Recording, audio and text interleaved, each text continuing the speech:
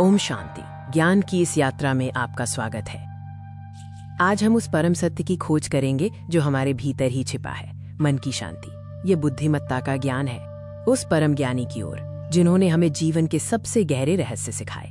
हमारा आज का विषय है मन को शांत कैसे करें। ये कहानी एक ऐसे यात्री की है जो शांति की तलाश में बुद्ध के पास पहुंचा। एक गहरा शांत स्वर आपको शांति की ओर इस आंतरिक यात्रा पर ले जाता है। अपनी सांसों पर ध्यान दें और सुनने के लिए तैयार हो जाएं। एक समय की बात है, एक यात्री अपने अशांत मन से बहुत दुखी था। उसका मन तूफान में फंसी नाव जैसा था।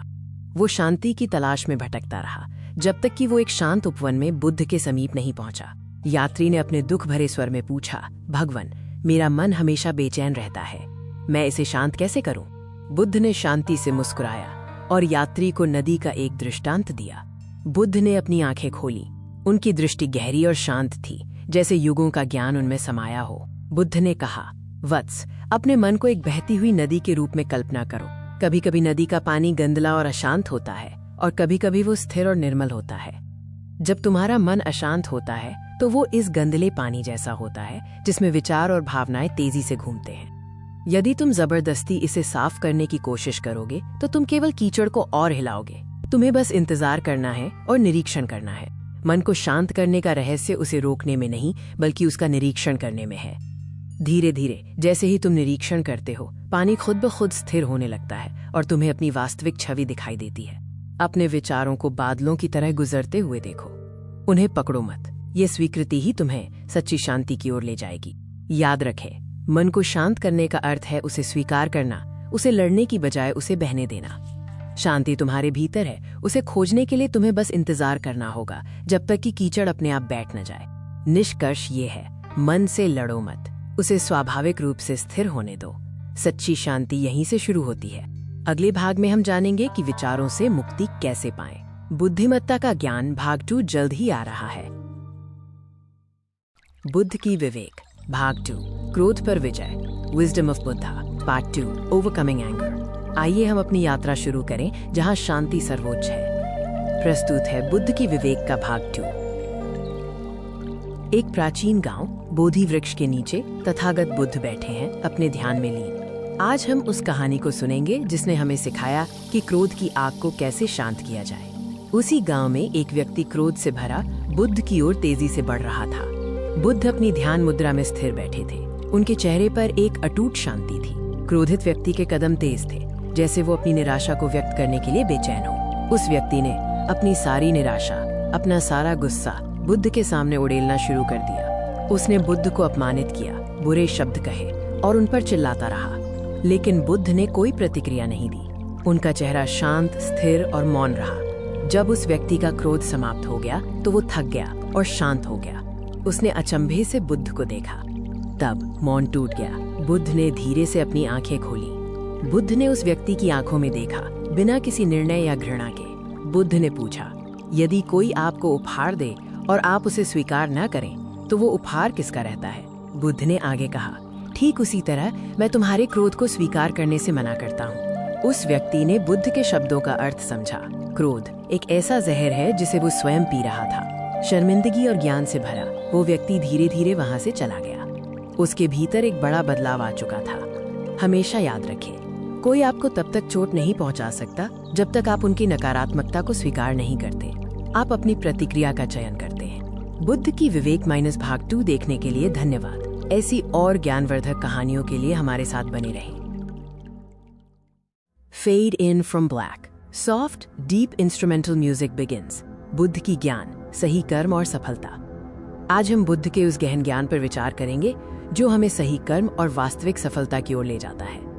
Fade to black. इस भाग में हम जानेंगे कि क्यों केवल कठोर परिश्रम ही पर्याप्त नहीं है। Sound of gentle flowing water, fade to black. क्या आपने कभी सोचा है कि क्या कठोर परिश्रम हमेशा सफलता दिलाता है? क्या आपका सारा प्रयास आपको आंतरिक शांति दे रहा है?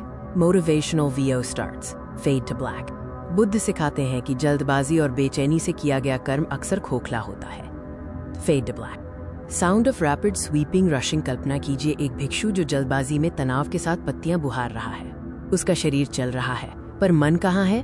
Fade to black. बुद्ध कहते हैं, बिना शांत मन के आपकी सारी मेहनत केवल थकावट है। आप केवल काम पूरा करते हैं पर फल नहीं पाते। Fade to black. असली सफलता सही प्रयास, राइट एफर्ट से आती है।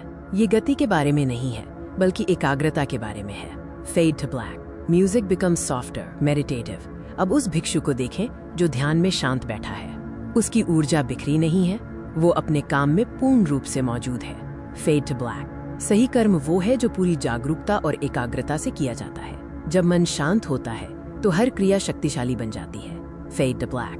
बुद्ध के इन शक्तिशाली शब्दों पर ध्यान दें जो हमें आंतरिक शक्ति की याद दिलाते हैं। Fade to black. पहला उदाहरण, हम वही बनते हैं जो हम सोचते हैं। आपकी मानसिक स्थिति आपके कर्म को आकार देती है।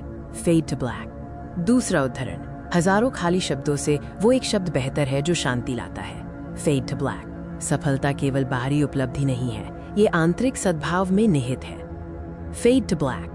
जब आप शांति के साथ काम करते हैं तो आपका काम बोझ नहीं बल्कि एक पूजा बन जाता है। हर क्रिया में सुंदरता होती है।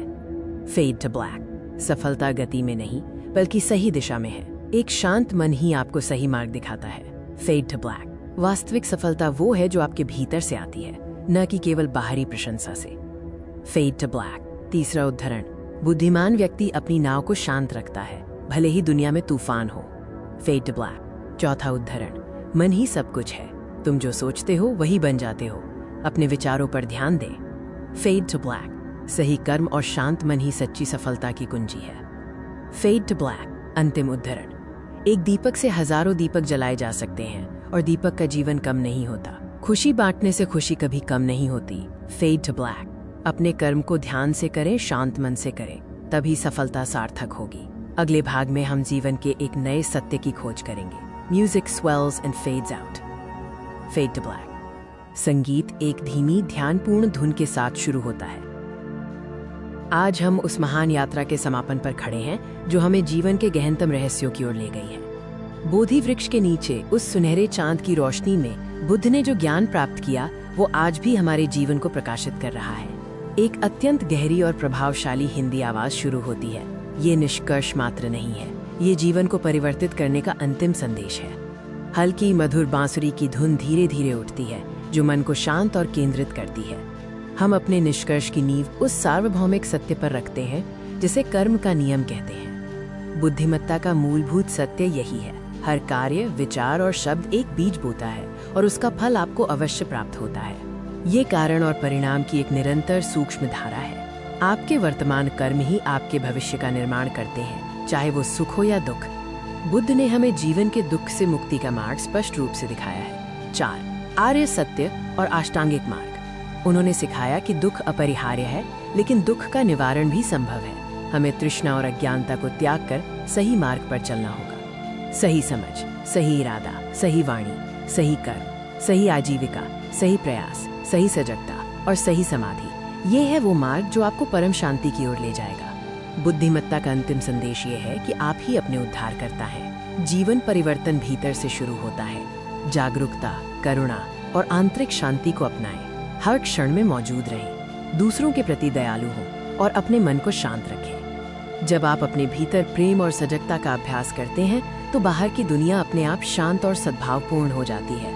ये यात्रा यहाँ समाप्त नहीं होती, ये आपके जीवन में हर दिन शुरू होती है। सजग रहें, दयालु रहें और याद रखें, जैसा आप बोएंगे वैसा ही काटेंगे। अपने कर्मों से अपना भाग्य स्वयं लिखें। संगीत अब धीरे धीरे एक गहरी ध्यानपूर्ण मंत्रोच्चार में बदल जाता है जो शांति और शक्ति का संचार करता है। ये बुद्धिमत्ता का ज्ञान आपकी आत्मा को शांति और आपके मार्ग को स्पष्टता प्रदान करे। बुद्ध की प्रतिमा से धीरे धीरे जूम आउट करते हुए स्क्रीन काली हो जाती है। स्क्रीन पर अंतिम पाठ दिखाई देता है। विजडम ऑफ बुद्धा को सब्सक्राइब करें।